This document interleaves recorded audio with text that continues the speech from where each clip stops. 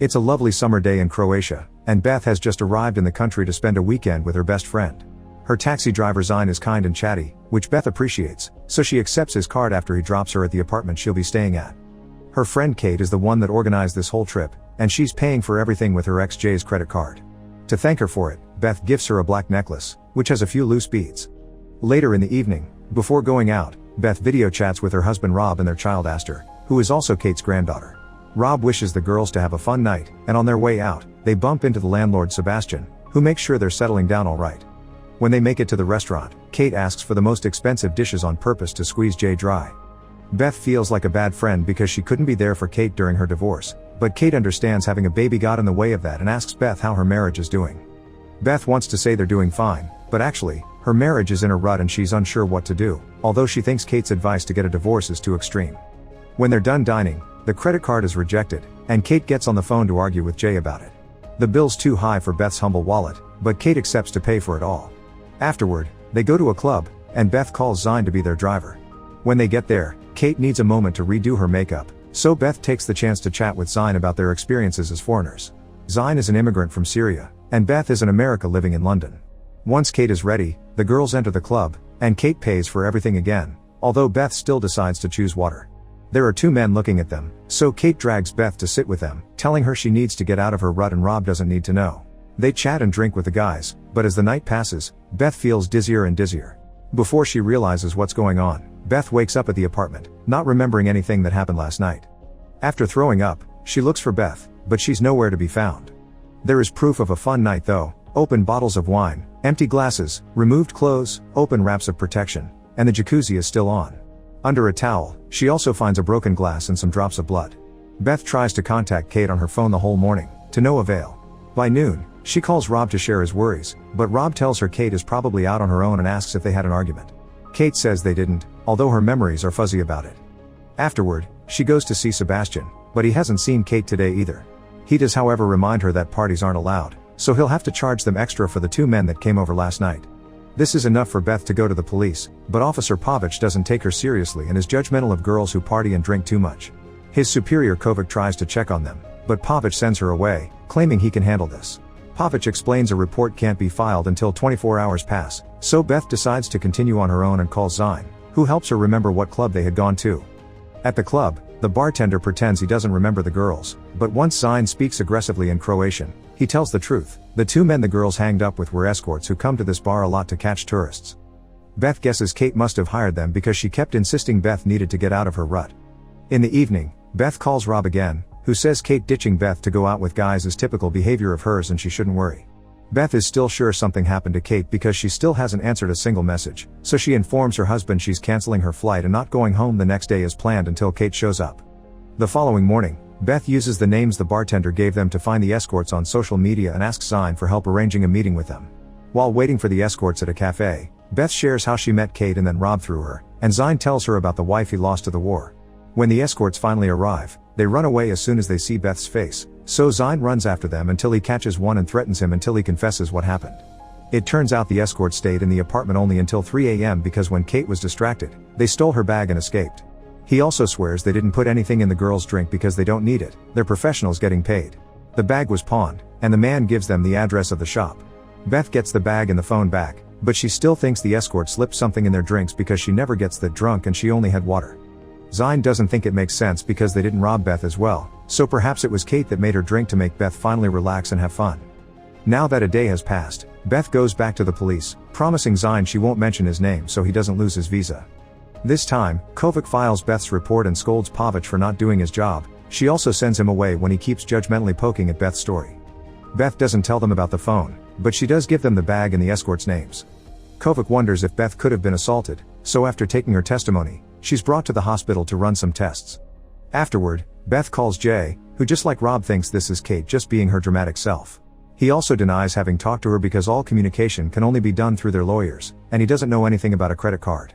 Then, Beth returns to the apartment and finds Sebastian there packing up their stuff because checkout time has passed. When Beth mentions she still isn't leaving the country, Sebastian offers her a cheap room he has downstairs. Once she's settled down, she leaves Kate's phone charging and takes a nap. By the time she wakes up, she can finally try to use Kate's phone, but sadly it requires Face ID to unlock. Sebastian comes to see Beth and asks her if she wants to dine together, but she turns him down and calls Zine instead. When they're about to leave for a restaurant, Beth is surprised by Rob, who decided to fly in because it's just a 2-hour trip and left Astor with a babysitter for the night. Zine leaves them to have their privacy, and a jealous Rob makes a scene, scolding Beth for trusting a random taxi driver. This upsets Beth, who starts crying, so Rob apologizes and comforts her while hearing the whole story of what happened. Their conversation is suddenly interrupted by a call from the police bringing bad news. They've found Kate dead. Kate goes with Rob to identify the body and learns Kate has drowned, but they need an autopsy before deciding if it was an accident or murder. The next morning, Rob feels bad for not having been nicer to Kate because he found her annoying. He also wonders if he should stay longer, but Beth prefers him to go back to London to take care of their daughter while she finishes things here. Later, Pavic picks her up and confirms Kate was murdered. They can't tell if she was assaulted as well though, because of the state of the body and the fact she got busy with multiple men before her death. Beth requests to see Kate again to say her final goodbye, and when Pavic gives her a moment of privacy, she takes out the phone and uses her friend's dead face to unlock it. Afterward, she pretends to need the bathroom to look at Kate's messages. Among Beth's missed calls, there are a bunch from a number saved as handyman, so Beth calls it only to discover Rob's voicemail. She hangs up and checks the text messages to confirm her worries. Kate and Rob had been having an affair, although Kate's last messages are curious. First, she asks Rob to dump Beth, but then she asks him to stop texting her. Pavic takes Beth to the police station, where Kovac shares the investigation results. They've found traces of illegal substances in both Beth's and Kate's blood. They've also questioned the escorts. They denied using those substances in their job, and they had solid alibis for the time of the murder. A taxi driver picked them up at Beth's apartment. People at the club said they saw Beth and Kate arguing, but Beth denies it, even if she isn't totally sure. The cops are starting to suspect Beth, so when Pavic drives her back, he takes Beth's passport and leaves Sebastian his card. Sometime later, Beth calls Jay, who admits he knew about the affair and didn't say anything because Beth was having the baby. The affair had only started a few months ago though, and Jay reminds Beth that before Rob got together with her, he and Kate spent one drunken night together. To distract herself, Beth has dinner with Zine and shares a new theory. Maybe Kate slipped something in her drink so she would have an affair and Rob would leave her. When she returns to the apartment, Rob calls Beth to check on her, and Beth confesses she knows about the affair. Rob tries to apologize, saying it didn't mean anything, but Beth keeps yelling at him because the police think she killed Kate, and if the cops learn about the affair, they'll assume it was her motive. The next day, Beth is arrested for Kate's murder. The police have photos of her dinner with Zine, who apparently is part of a gang involved in human trafficking. They think Beth hired him to kill Kate because of her affair with Rob, and they'll be talking to Jay later as well. Finding herself in a corner, Beth asks for a lawyer, who explains they haven't charged her yet because they don't have enough evidence and they were hoping she would break. Beth returns to her apartment and finds Zine there, who got in because Sebastian let him. Zine had been interrogated as well, but they had to let him go because he had been working at the time of the murder, and the taxi app tracks everything. He also explains that the only connection he has with the gang is having received the help of a smuggling ring that takes refugees out of the country and gets them visas, but he doesn't work with them. After he leaves, Beth wonders how the cops found out about the affair and remembers that Pavic gave Sebastian his card. She checks the mirror and finds a hidden camera, which probably recorded her conversation with Rob. She goes looking for Sebastian, and while making small talk, she waits for him to be distracted to steal his keys. After Sebastian leaves, Beth uses his keys to enter his private studio and finds out there are cameras hidden in the whole building, spying on people even in the shower. Beth finds the recording of the night of the murder and checks to finally see what happened. It seems she passed out in the bar, because the escorts brought her in their arms and left her in her bed to sleep before going to Kate to have some fun together. As soon as she got distracted, they stole her bag and ran out of the building to take a taxi. When Kate discovered she had been robbed, she left as well, breaking a glass on her way out. She also took a cab, of which Beth writes down the license plate, only to return moments later in a different car with a curious sticker on the front. At that moment, Sebastian comes back looking for his keys. Beth hits him with the door and tries to run away as he explains he isn't a creep, he has those cameras for security because people do awful things while renting. She doesn't believe him because he didn't share enough with the police, causing Sebastian to take out his phone and begin deleting videos so they can't be used as evidence. Beth tries to stop him, and in the struggle, she accidentally pushes Sebastian and he hits his head against the table. He's still alive though, thus Beth takes his keys and runs out of the building before he can recover. Zine is waiting for her and drives her to the taxi company, where they find the owner of the license plate Beth wrote down. The man explains Kate made her follow the escorts for a while, then she got out at the police station. Beth doesn't understand this because when the cops didn't have a report of her stolen bag, and remembers Pavic didn't file her report either. Meanwhile, her face has been appearing on TV as a wanted person, so the company receptionist has called the police. The cops arrive and Beth notices the curious sticker on Pavic's car, He must have been the murderer, that's why he never filed any of their reports. Zine and Beth run away, but there are too many officers after them, so Zine surrenders to give Beth time to escape and call her lawyer. Unfortunately, Pavic sees her and follows her to the top of a building, where Beth accuses him of killing Kate because she turned him down when he hit on her. Furious, Pavic grabs Beth to make her shut up as he calls Kate a tramp, only to be interrupted by Kovac's arrival.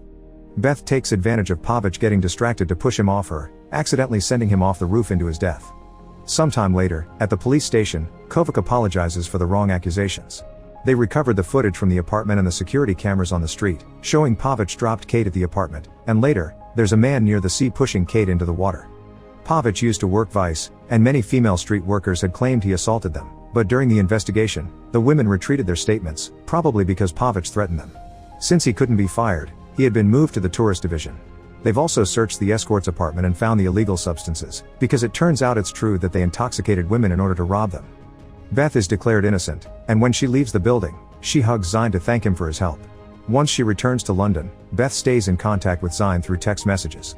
She also breaks up with Rob, and they take turns taking care of their daughter. One afternoon, when dropping Astor at Rob's place, she has to turn him down again when he asks to reconcile. She's also in need of her spare car key, and Rob tells her to check his jacket. When she does so, there's a big surprise waiting in his pocket. It's a bead from the necklace she gifted Kate. It's only a 2-hour flight from London to Croatia, so Rob could have flown after hanging up with Beth, which had been his alibi. Beth goes to the bathroom to call Kovac and tell her about the real culprit, but when Rob checks on her, she decides to put her phone away in her pocket. Then she comforts Rob with the bead, making it confess he did indeed fly to Croatia that night, but he swears Kate's death had been an accident. He also says Kate had confessed her love for him when actually, he and Kate had only been together once as a rebound fling and she regretted it. Rob had been stalking her since their only night together, asking for more, but Kate kept turning him down. When she decided she would tell Beth the truth, Rob got angry and hit her, which pushed her into the water. Rob begs Beth not to tell the police since the case is closed, but it's too late. Beth has had Kovac on the line all this time and she heard everything. Angry, Rob tries to get the phone from her, but Beth hits him and grabs Astor, running away with her daughter while the cops arrive to arrest Rob. Make sure to subscribe and turn on notifications so you can watch more videos like this. Thanks for watching.